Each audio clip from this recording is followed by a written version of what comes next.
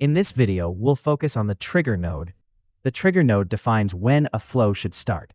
Every automation in Elpidan begins with a trigger.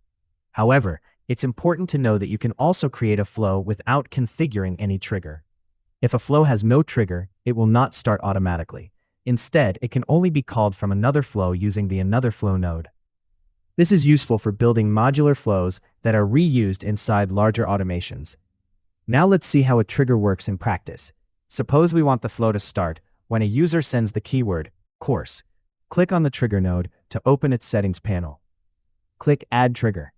You can select one or more trigger types. Let's start with User sends a direct message. Select User sends a direct message. Now define the keyword course. For each keyword, you can choose the matching type, exact or contains. If you choose exact, the user must send exactly the word course for the trigger to activate. If you choose contains, the trigger will activate even if the keyword appears inside a longer sentence. For example, send me course list. In this case, since the word course is included, the flow will still start.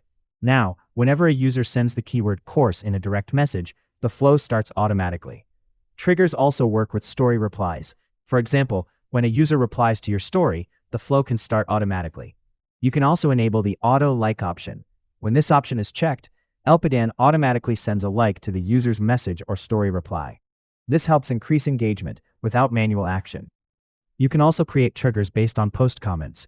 For example, when a user comments course on any of your posts or reels. In comment-based triggers, you can also send a public reply. To use this feature, you must first create at least 3 replies inside the canned messages menu and organize them in a folder.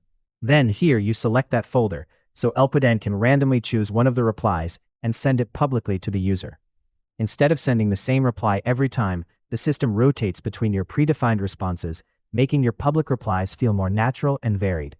In the next video, we'll explore the Instagram node and learn how to send messages, images, and interactive content to users.